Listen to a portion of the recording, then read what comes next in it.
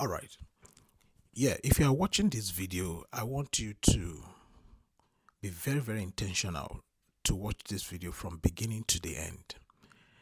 Then ensure you share this video, like it, repost it so that it can go far. Now, while I'm doing this video has been kind of heavy in my heart. Yeah. And I decided to do it because it is very important we do it now. And it's based on what is actually happening in Nigeria. Um, I've gone to look at the buying of people in Nigeria. We started with Christians, and now they are now entering some other communities where Muslims are. Now, let me show you guys how these people did it over the years. First and foremost, for those of you in the east, north, southwest, you saw that a lot of northerners, especially Fulani northerners, they came to settle in your environment for a while. They will look very peaceful, very loving, very accommodating, and all that over the years. I'm talking about many years ago. Now, that's one aspect of coming to your environment. The second aspect is the one that we are beginning to experience, which is invasion, where Nigerian government has opened its border, you know, via politics to allow Fulani tribes from other nations to come into our country to invade into people's lives. And that's what we are saying today.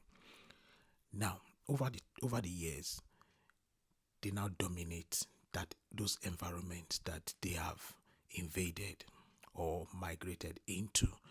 Now they increase in population by marrying so many wives, giving birth to so many children, not because they like women too much, not because they like children, but because they want, there is an agenda to be populated in order to overrun the people who originally have the land after many years. Now, the latest one now is they have now positioned themselves in key and strategic positions in government. Look at the National Security Advisor, Nuhu Ribadu. Look at Bello Metawale. Look at some governors in the north where originally it's not a Fulani dominated or Fulani land, but these governors are now Fulani people. Look at our judiciary, look at police, DSS, and all that. So they have strategically positioned themselves. Now, another latest one now is implementation of Sharia.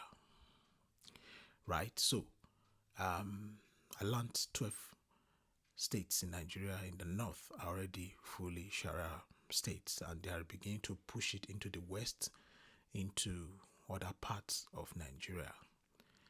It shouldn't be, it should be what we don't want, because Sharia actually, that's where jihad is, or jihad as it were, originated from. Sharia is actually where terrorism originated from, because where they say you don't accept to what they believe in, or you say anything against their belief, they term it as blasphemy, and you'll be buyed for it.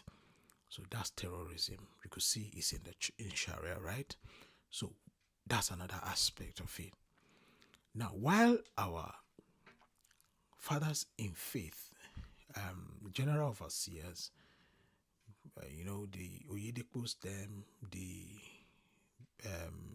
Biyomes them, the Pastor Adeboye, the Enechis, and all of them, while they were busy building big structures of capacities, 100,000 capacity, and looking at, instead of or let me say, they were carried away by those who this stuff.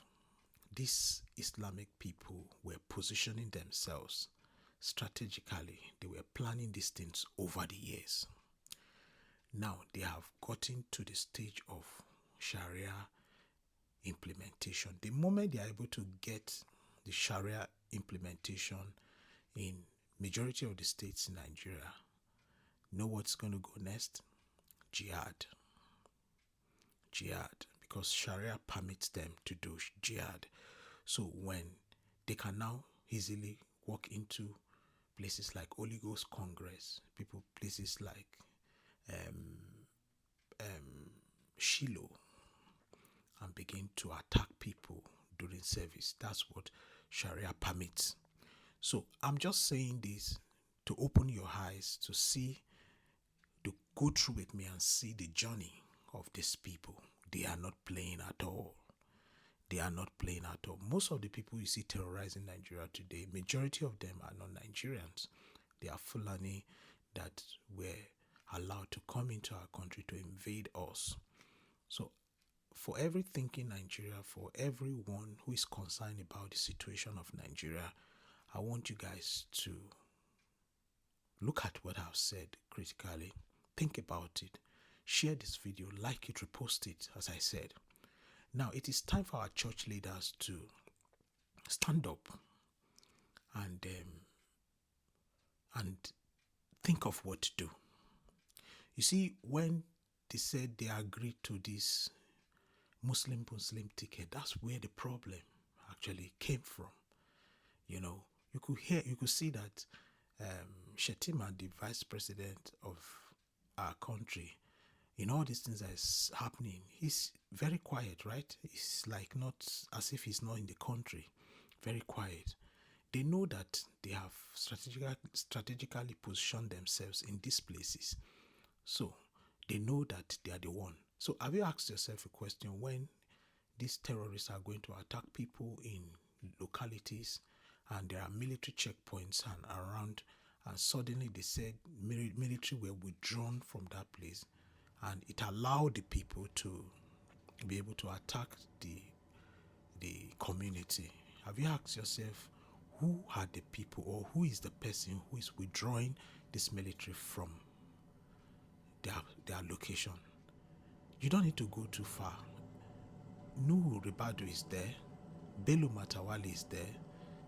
You know, key people are in the military and police. So what do you expect? This is what's going to happen to every part of Nigeria if care is not taken. Now, the presence of America deployed their troop to Nigeria military to help fight insurgency.